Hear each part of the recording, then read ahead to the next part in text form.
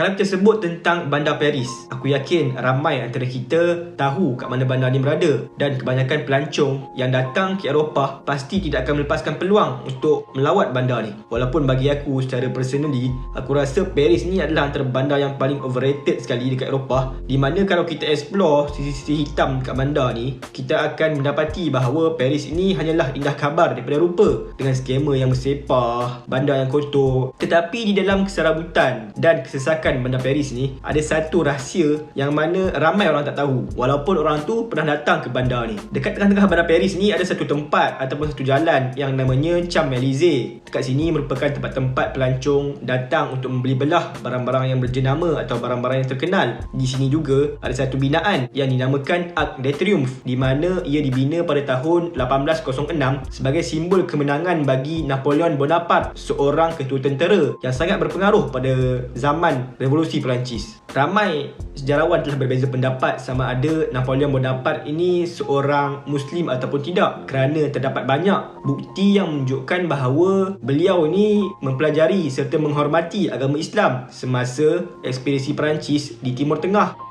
Ada satu kata-kata daripada Napoleon Bonaparte ini yang mengatakan bahawa beliau sedang menunggu satu masa di mana beliau dapat mengumpulkan para cendekiawan ataupun para ilmuwan untuk membina sebuah rejim berpandukan Al-Quran yang benar. Ada juga pendapat mengatakan bahawa Napoleon's legal code berasal daripada sebahagian daripada Islamic law. Kalau korang tengah berjalan-jalan dekat bandar Paris dan tiba-tiba masuk waktu solat dan korang sedang mencari arah kiblat, korang hanya perlu berdiri satu arah dengan Arc de Triomphe, di mana arah yang sama patung di atas Arc de Triomphe ini menghadap. Secara automatiknya korang sedang menghadap ke arah kiblat. Dari segi rukhsah kiblat, bagi orang yang duduk jauh daripada Mekah, ia hanya perlu memandang ke arah Masjidil Haram, di mana ini korang boleh refer kepada ustaz-ustaz ataupun agamawan untuk penjelasan yang lebih lanjut.